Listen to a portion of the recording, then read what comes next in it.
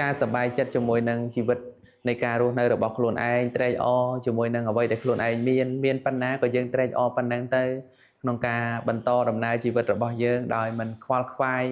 នឹងរវល់ទាមទារប្រាថ្នាជាមួយនឹងរបស់ដែលអត់ច្រើនពេកវាធ្វើឲ្យជីវិតរបស់យើងហ្នឹងបានសុខស្រួលដែរ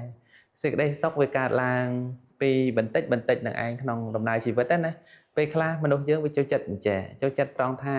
របស់ឯងមានប៉ុណ្ណេះហើយពេលច្រើនមិនសូវចេះត្រេកអរវាចូលចិត្តតែថាទៅទៀមទាទៅត្រេកអរជាមួយនឹងរបស់ដែលអត់ខាងក្រៅដល់ច្រើនព្រោះហេតុដូច្នេះវារកសុខមិនឃើញហើយក៏អត់ចេះពេញចិត្តជាមួយដំណើរជីវិតបានន័យថាឲ្យល្មមសមគួរទៅបើថាប៉ុណ្ណឹងអាចរស់នៅទៅបានប្រើប្រាស់ជីវិតនឹងដោយការចម្រើនទៅដោយកុសលធម៌ទានសិលភាវនាហើយគិតថាវាសប្បាយក្នុងការរស់នៅក៏គួរតែរស់នៅក្នុងជីវិតបែបហ្នឹងតែ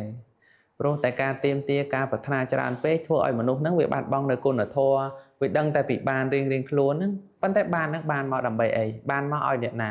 បើត្រឹមតែមួយរស់ត្រឹមតែមកការប្រើប្រាស់ជីវិតមានសេចក្តីសុខនៅក្នុងសង្គមក្រុមគ្រួសារហ្នឹងប៉ុន្តែដោយច្រើនវាប្រឹងលើសអំពីការរស់នៅរបស់យើងនឹងឯងបានជាមាន